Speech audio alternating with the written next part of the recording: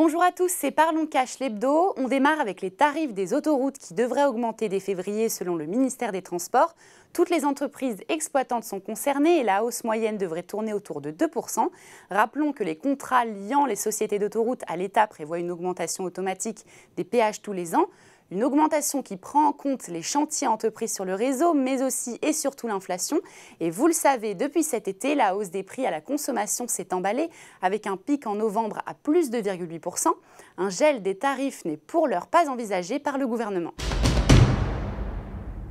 Et dans ce contexte de hausse des prix, qu'en est-il des salaires et notamment du SMIC qui lui aussi se base sur l'inflation?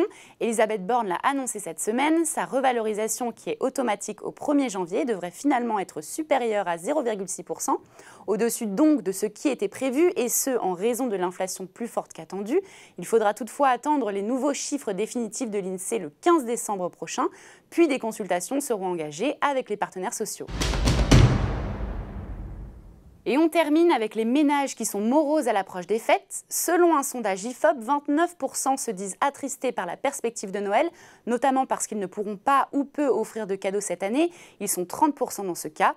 Parmi les parents, ils seront 29% à ne pas pouvoir gâter leurs enfants, soit 9 points de plus que l'an dernier. 57% seront obligés de se priver et 55% offriront des cadeaux plus modestes.